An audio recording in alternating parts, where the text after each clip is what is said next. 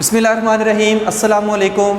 आज जो हमारा टॉपिक ऑफ डिस्कशन है वो है capacitance of a parallel plate capacitor.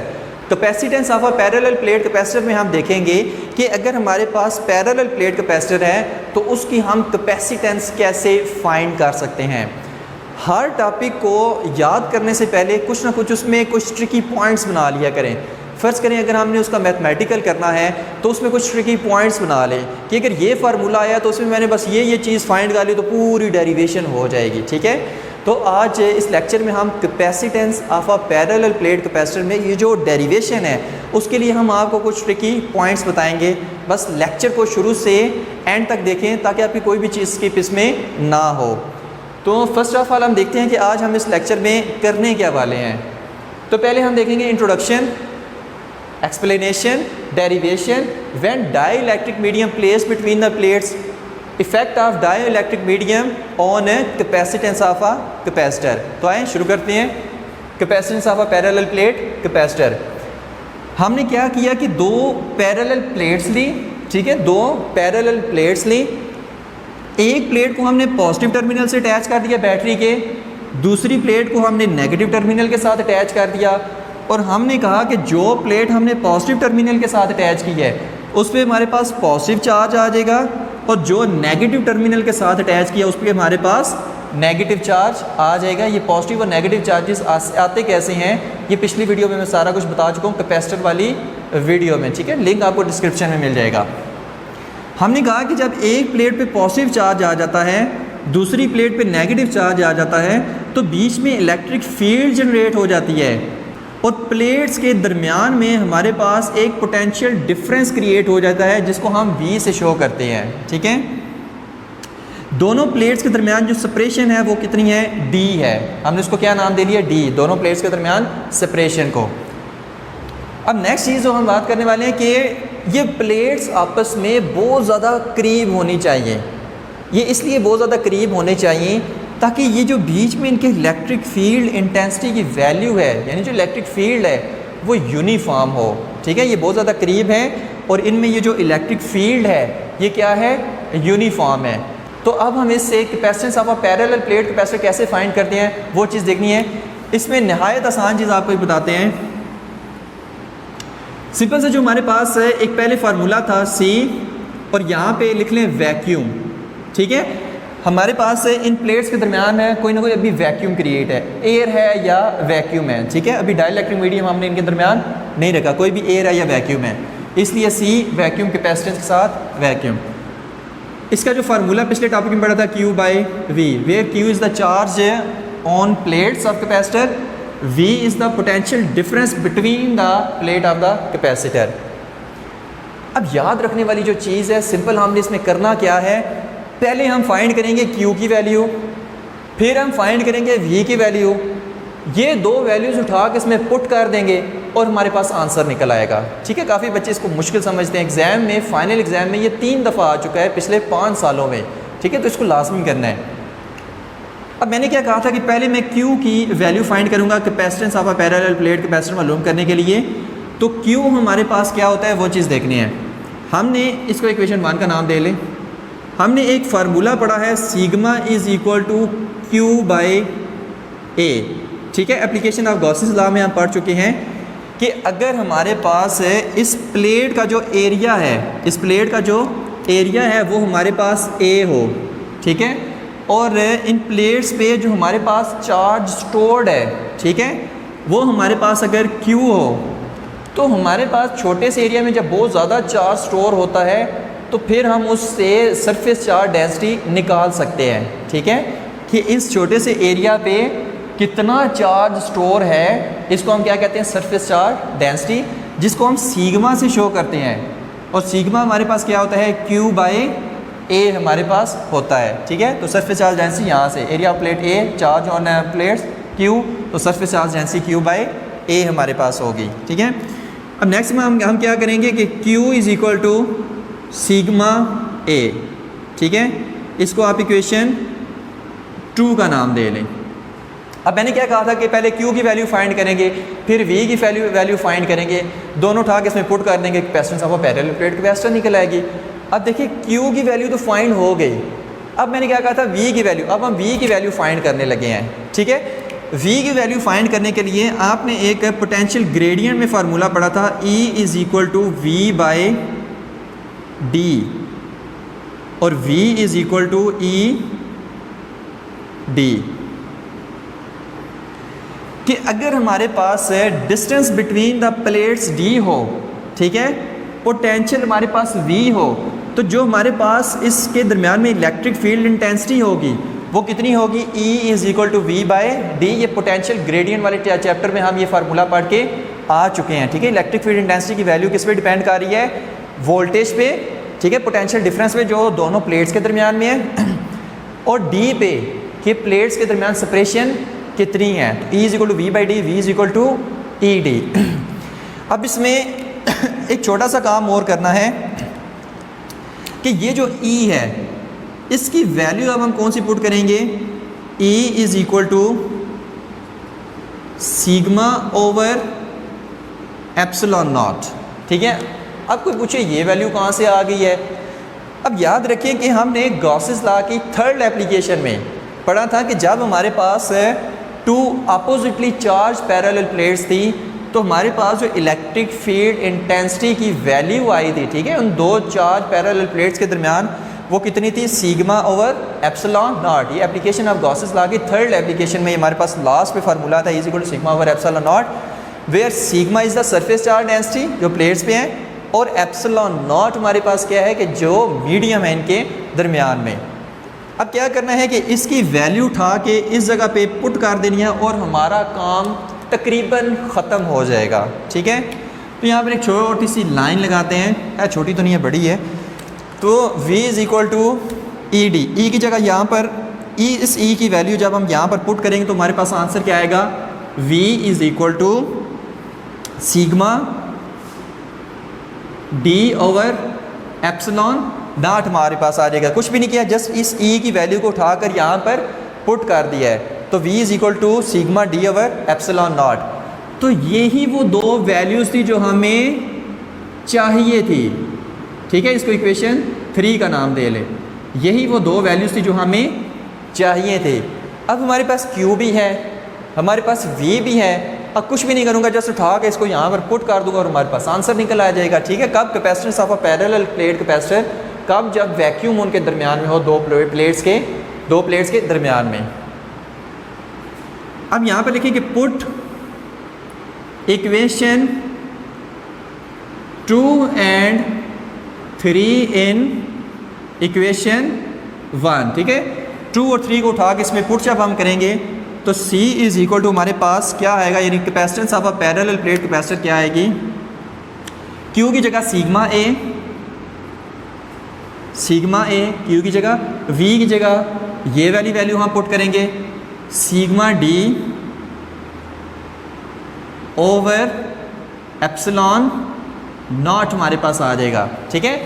अब हमने नेक्स्ट चीज़ क्या करनी है कि यहाँ पर देखिए सिग्मा से काट जाएगा और आंसर जो हमारे पास आएगा C is equal to A epsilon naught by D। तो यही तो हमारे पास वैल्यू है capacitance of parallel plate capacitor की, C is equal to A epsilon naught by D, और इसी को हम फाइंड करने के लिए ये सारा काम कर रहे थे। अब ये फार्मूला हमें क्या बताता है वो चीज़ देखनी है। यहाँ पे देखिए फार्मूला जो हमारे पास capacitance of parallel plate capacitor depend कर रही है एरिया पे, एक चीज़, एप्सिलॉन नॉट मीडियम पे, कि इन दो प्लेट्स के दरमियान मीडियम कौन सा है, थर्ड चीज़ डिपेंड कर रही है डी पे, इन दोनों प्लेट्स के दरमियान जो डिस्टेंस है उस पर डिपेंड कर रही है। अब कैसे हम फाइंड करेंगे, देखिए अगर एरिया ज़्यादा होगा, मतलब हम प्लेट्स का एरिया क्या कर दें, ज़्यादा कर दें, ठीक है, इंक्रीज़ कर दें, तो capacitance of a parallel plate capacitor बढ़ जाएगी, यानी हम उस पर अब ज़्यादा चार्ज स्टोर कर सकते हैं, ठीक है। दूसरी चीज़ है एप्सिलॉन नॉट, ठीक है, कि अगर यहाँ पर हमारे पास जो परमिटिविटी ऑफ मीडियम है, ठीक है, वो अगर हमारे पास इंक्रीज़ हो जाए, ठीक है, मतलब अगर हम वैक्यूम की जगह कोई और मटेरियल जिसमें यूज़ कर लें, डाइइलेक्ट्रिक मीडियम यूज़ कर लें, तो फिर भी हमारे पास capacitance of a parallel plate capacitor क्या हो जाएगी, बढ़ जाएगी। तीसरी चीज़ है डी। अब ये इन्वर्सली प्रोपोर्शन है इसके, ये हमें क्या बता रही है कि जितना इन प्लेट्स के दरमियान डिस्टेंस कम होगा उतनी हमारे पास capacitance of a parallel plate capacitor ज़्यादा होगी। फिर से बता रहे हैं कि जितना प्लेट्स के दरमियान डिस्टेंस कम होगा उतनी capacitance of a parallel plate capacitor ज़्यादा होगी। ठीक है, तो अब हम देखते हैं कि अगर इन दो प्लेट्स के दरमियान वैक्यूम ना हो, कोई डाइलेक्ट्रिक मीडियम हो, तो फिर capacitance of a parallel plate capacitor पे क्या फ़र्क पड़ेगा। अभी हम जो नेक्स्ट पॉइंट देखने जा रहे हैं वो हमारे पास कौन सा है कि when dielectric medium place between the parallel plate capacitor, कि जब हम किसी पैरेलल प्लेट कैपेसिटर में कोई डाइलेक्ट्रिक मीडियम प्लेस करेंगे तो उसकी कैपेसिटेंस पे क्या फ़र्क पड़ेगा। अब ये वो कैपेसिटर है कि जिसमें हमारे पास ये क्या है, दो पैरेलल प्लेट्स हैं, एक हमारे पास पॉजिटिव टर्मिनल से अटैच है बैटरी के, एक ये हमारे पास नेगेटिव टर्मिनल के साथ अटैच है। ऊपर वाली प्लेट पे पॉजिटिव चार्ज आ गया, नीचे वाली पे नेगेटिव चार्ज आ गया, कैपेसिटर को जस्ट उठा के ऐसे कर दिया है। ठीक है, अब हमने क्या किया कि यहाँ पर एक क्या कर दिया कि एक वोल्ट मीटर अटैच कर दिया कि जो कि हमारे पास वोल्टेज मेजर करेगा, यानी कि इन दो प्लेट्स के दरमियान पोटेंशियल डिफरेंस कितना है वो कौन मेजर करेगा, ये वोल्ट मीटर मेजर करेगा। और ये जो इसकी नीडल है ये हमें बताएगी कि इस टाइम इन दो प्लेट्स के दरमियान पोटेंशियल डिफरेंस कितना है। अगर यहाँ पर ये नीडल होगी तो पोटेंशियल डिफरेंस कम है, अगर यहाँ पर ये नीडल होगी पोटेंशियल डिफरेंस ज़्यादा, यहाँ पर होगी तो पोटेंशियल डिफरेंस और ज़्यादा, अगर यहाँ पर होगी तो पोटेंशियल हमारे पास इन दो प्लेट्स के दरमियान और ज़्यादा होगा। तो ये वोल्ट मीटर हमें बताएगा कि इन दो प्लेट्स के दरमियान जो पोटेंशियल की वैल्यू है, जो पोटेंशियल डिफरेंस की वैल्यू है, V की जो वैल्यू है वो कितनी है हमारे पास। तो इस फिनोमेना में हमारे पास जो कैपेसिटेंस की वैल्यू थी C vacuum is equal to A epsilon naught by D, जो अभी हमने कैलकुलेट की है। ठीक है, इसको इक्वेशन 1 का नाम दे लें कि जब हमारे पास दो प्लेट्स के दरमियान वैक्यूम है या एयर है तब हमारे पास जो capacitance of parallel plate capacitor होगी वो A epsilon naught by D होगी। अब जो नेक्स्ट चीज़, जो नई चीज़ हमारे पास आ रही है, अब मैंने क्या किया कि इन दो प्लेट्स के दरमियान कोई डाइलेक्ट्रिक मीडियम उठा के रख दिया, मतलब कोई वुड उठा के रख दी, कोई पेज उठा के रख दिया, कोई प्लास्टिक रख दिया, कोई रबड़ रख दिया, मतलब कोई भी डाइलेक्ट्रिक मीडियम मैंने इन प्लेट्स के दरमियान में रख दिया। और अब मैं देखना चाह रहा हूँ कि जो capacitance of parallel plate capacitor है उस पर क्या फ़र्क पड़ेगा जब मैं कोई डाइलेक्ट्रिक मीडियम इन दो प्लेट्स के दरमियान में रख दूँगा। तो मैंने नोट किया कि जो मैंने वोल्ट मीटर इसके दरमियान में लगाया हुआ था, ठीक है, सर्किट में लगाया हुआ था, उसने डिफ्लेक्शन कम कर दी। मतलब जैसे ही मैंने डाइलेक्ट्रिक मीडियम बीच में इसके रखा, ठीक है, दो प्लेट्स के दरमियान में, तो जो वोल्टेज है, जो हमारे पास पोटेंशियल डिफरेंस है बिटवीन टू प्लेट्स, वो क्या हो गया, कम हो गया। मतलब पहले नीडल इधर थी, अब नीडल इधर आ गई, मतलब वोल्टेज क्या हो गया, कम हो गया। तो इससे हम देखेंगे कि अगर वोल्टेज कम हो गया है तो कैपेसिटेंस पर क्या फ़र्क पड़ा है इस डाइलेक्ट्रिक मीडियम की वजह से। अब देखिए हमारे पास जो फार्मूला है कैपेसिटेंस का वो क्या है, C is equal to Q by V। अब देखिए V हमारे पास क्या है, कैपेसिटेंस के इन्वर्सली प्रोपोर्शन है। तो जितना पोटेंशियल डिफरेंस बिटवीन प्लेट्स कम होगा उतनी कैपेसिटेंस बढ़ जाएगी। यानी कि जब मैंने इसमें डाइलेक्ट्रिक मीडियम रखा है तो इसका जो पोटेंशियल डिफरेंस है बिटवीन द प्लेट्स वो कम हो गया है, वो कम हो गया है, तो कैपेसिटेंस क्या हो जाएगी, बढ़ जाएगी। यानी कि अगर वोल्टेज कम होगा तो कैपेसिटेंस क्या हो जाएगी, बढ़ जाएगी। ठीक है, ये चीज़ याद रखनी है।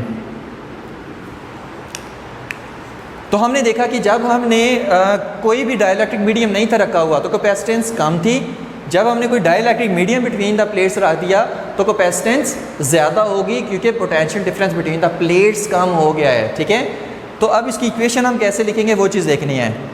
फर्स्ट करें जो हमारे पास अब हमने डाइलेक्ट्रिक मीडियम रखा है तो इसकी जो रिलेटिव परमिटिविटी है वो एप्सिलॉन आर है। ठीक है, क्योंकि वैक्यूम के लिए हमारे पास एप्सिलॉन नॉट थी और इसके लिए हमारे पास क्या है, एप्सिलॉन आर है कि कितना अपनी फील्ड को परमिट करता है कि दोनों के दरमियान जो हमारे पास इलेक्ट्रिक इंटेंसिटी है, ये फोर्स, उसको कम करे। अब यहाँ पर देखिए इसका फार्मूला हमारे पास कैसे बन जाएगा, C और यहाँ पे अब साथ में मीडियम हम लिखेंगे। पहले हमने वैक्यूम लिखा था, अब हम मीडियम लिखेंगे क्योंकि हमने कोई मीडियम रख दिया है। Is equal to A epsilon naught by D. तो जब हम कोई डाइलेक्ट्रिक मीडियम बीच में रखेंगे दो प्लेट्स के दरमियान, तो यहाँ पर हमारे पास एप्सिलॉन आर का इजाफा हो जाएगा, ठीक है, जो कि हमें शो करेगा कि हमने अब दो प्लेट्स के दरमियान कोई ना कोई डाइलेक्ट्रिक मीडियम रख दिया है। तो जो इसकी रिलेटिव परमिटिविटी की वैल्यू होगी वो हम यहाँ पर पुट करेंगे, तो हमारे पास है capacitance of a parallel plate, capacitance निकलेगी कब, जब डाइलेक्ट्रिक मीडियम दो प्लेट्स के दरमियान में हमने रखा हुआ है, ठीक है। तो अब इस रिलेटिव परमिटिविटी की वैल्यू हम कैसे फाइंड करेंगे, कि ये कैसे पता चलेगा कि इसकी वैल्यू कितनी है। तो अगर मैं इसको इक्वेशन 2 का नाम दूँ तो आपने क्या करना है कि डिवाइड इक्वेशन 2 बाय 1, ठीक है। इक्वेशन 2 को इक्वेशन 1 के साथ क्या कर देना है, डिवाइड कर देना है। तो फिर हमारे पास एप्सिलॉन आर की क्या निकल आएगी, वैल्यू निकल आएगी। अब इक्वेशन 2 हमारे पास क्या है, ये वाली, तो A epsilon naught epsilon R by D divided by vacuum के लिए A epsilon naught by D, A epsilon naught by D, और यहाँ पर इसकी के लिए क्या था, सी मीडियम और डिवाइडेड बाय सी वैक्यूम, ठीक है। इक्वेशन 2 को इक्वेशन 1 से डिवाइड कर दिया और कुछ भी नहीं किया। अब यहाँ पर देखिए क्या होगा कि ये जो हमारे पास इक्वेशन है ए epsilon naught by D, A epsilon naught by D से कट जाएगा, और हमारे पास जो लास्ट में इक्वेशन आएगी वो हमारे पास कौन सी आएगी, एप्सिलॉन आर और C medium divided by C vacuum. कि अगर हमें पता हो कि जब हमने कोई बीच में मीडियम प्लेस किया हुआ है तो फिर हमारे पास कैपेसिटेंस ऑफ कैपेसिटर कितनी है, और जब हमने कोई मीडियम प्लेस नहीं किया हुआ वैक्यूम है तब हमारे पास कैपेसिटेंस ऑफ कैपेसिटर कितनी है। तो अगर ये दो वैल्यूज़ हमें पता हो तो हम इनकी रेशियो से फाइंड कर सकते हैं कि एप्सिलॉन आर कितना है, कि इस डाइलेक्ट्रिक मीडियम की रिलेटिव परमिटिविटी कितनी है। तो epsilon R is equal to C यानी capacitance of medium divided by capacitance of vacuum, ठीक है। तो ये दो चीज़ें हमें पता हो तो हम एप्सिलॉन आर फाइंड कर सकते हैं, ठीक है। तो ये था हमारा आज का लेक्चर है capacitance of a parallel plate capacitor. अगर इससे रिलेटेड कोई भी आपका क्वेश्चन हो तो आप हमें मुझसे कमेंट बार में पूछ सकते हैं। Thank you very much.